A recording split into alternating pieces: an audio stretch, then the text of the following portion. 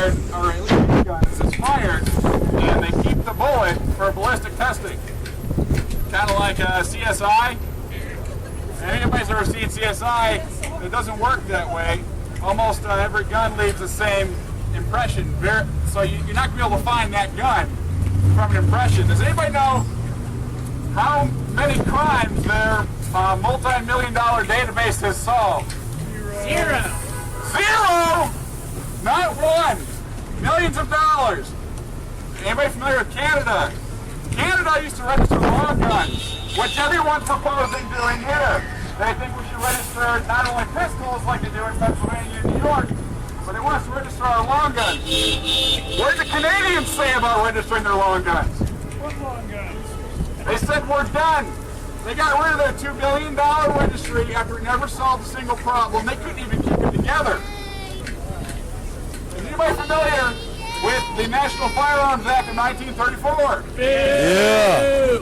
Yeah, that was probably one of those that was chink in the armor. Did you know that handguns were originally on the NFA? Absolutely. So they would have charged you in 1934 $200 was approximately $3,800 today. That would have been your tax back then on your pistol that you carry to protect yourself. They wanted to tax you out of your rights. They still do. Yeah. And they still do.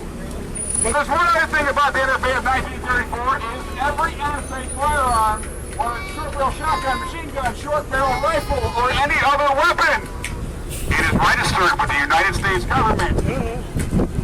It's under the Treasury Department, the Bureau, the ATF, or BATFE as they're called now, one of those alphabet agencies.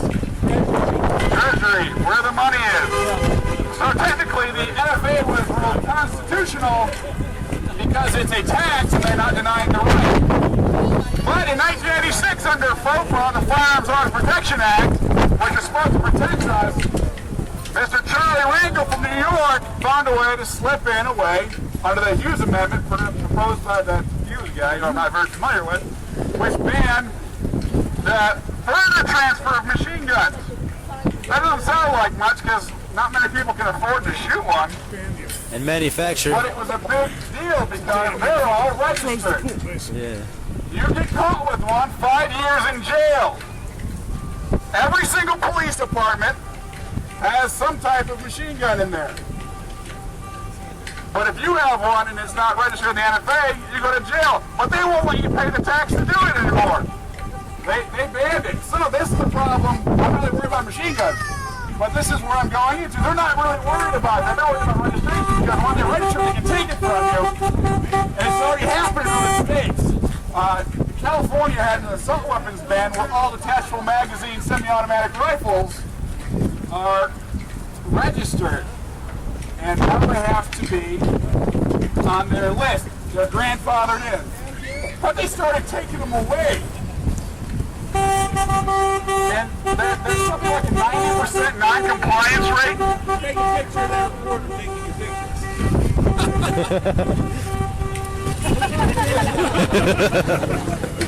You have a 90% non-compliance rate.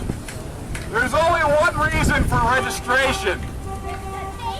It's confiscation. Registration doesn't solve crimes. It makes you a criminal. It's the CIA. Exactly. The Canadians even knew this. They encouraged, after they got rid of their long gun registry in Canada, they encouraged the local firearms groups to trade firearms with one another with no records. So that even though the mounted police told them that they'd destroy the record, there's no reason to trust them. So they've been trading their guns off registry, off paper ever since. Now, this is Canada. Canada's socialist, and they know this. How can this republic, the United States, not know this? Why are we heading towards this at breakneck speed? Because they don't want people to stop and think. You know what everybody is more worried about? Than their right to keep their arms or any other of their rights? The right to freedom from, unreasonable search and seizure. They're more about Honey Boo Boo and American Idol. They want to see who's the best singer in Cleveland. It's not me. But the whole idea is nobody cares about their rights. That we've been kind of put into this whole thing where all we think about is the next paycheck and what's on TV at night. And I gotta check my Facebook to see if people like pictures of my cat. And they do, because I put up a lot of cat pictures. But that's not the point. You gotta get out. You got to live. You have to vote. That's probably the most important thing that we learned this time, is that elections have consequences. And we're experiencing those consequences right now. I'm not saying that the alternative was that much better, but what we have right now is a commander-in-chief who is just absolutely against any type of Second Amendment rights. He was quoted as saying to John Locke when he was still a constitutional law professor in Chicago, that he doesn't think that people should own guns. This man is the president of the United States, the most powerful man in the free world, doesn't think that these free people should be able to keep their arms. Have you ever seen how hard it is to get a firearm in Washington, D.C.? Where you think that would probably be the heart of liberty and freedom, that kind of thing? You could have seen how long it took to clean-cut Emily Miller to get her gun. I think it took months. They ran her around. There's no dealers in town. They have to import it, and it has to go through a government FFL, that type of thing. It's a big rigmarole, and then once you got it, you got to keep it locked up and take it apart in your house. How do you protect yourself with that kind of thing? You don't. It's not about gun control. It's about people control. Like I said before, who is carrying a gun? Raise your hand. You got two? Raise both hands. Statistically, according to the anti-gun establishment and the liberal media that doesn't want you to carry a firearm, they said this should be the most dangerous place in the United States right now. Yeah! Who feels like they're in danger? Raise your hand. How'd you be that guy? Don't be that guy.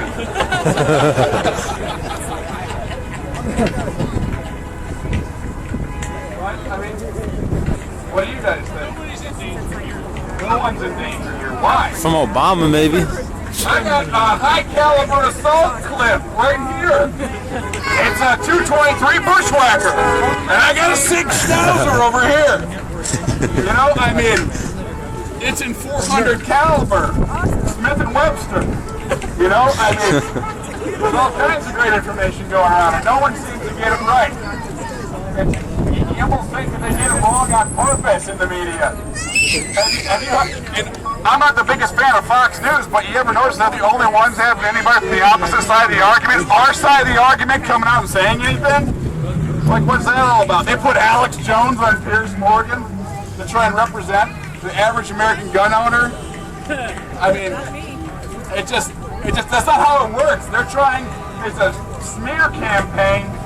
You know, every time I see, they're like, you're a member of the NRA, you are killing people. The NRA is making blood run the street. I'm sure about I would estimate, what is there, 4.2 million members of the NRA right now? Who's the member of the NRA? How many people have you killed? And I'm not talking about military members who've done so in service. How many people have you killed? 0.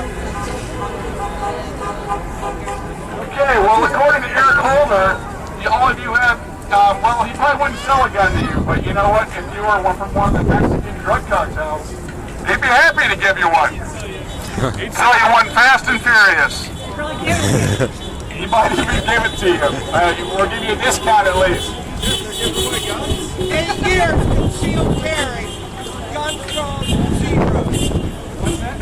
Carried for 8 years with my concealed carry, never drew a gun one time. That's right, he's been carrying for 8 years concealed, never hurt anybody. I've been carrying it since 2005, so I got almost 8 years. I'm working on it. I'm an NRA instructor. You know, I teach people. I don't do it as a business. I don't make much. I'm doing a teachers group to try and get some Ohio teachers educated about their rights. I'm doing a bunch of bankers with the teachers. Just try and keep people as safe as we can. But that's a very good point. But does anybody feel like they're in danger? And I want to know why. Why don't you feel like you're in danger? safer than normal! Why are you safer than normal? Because you got that high caliber assault weapon. No, on because your I side trust there. everybody around me has high caliber assault weapons.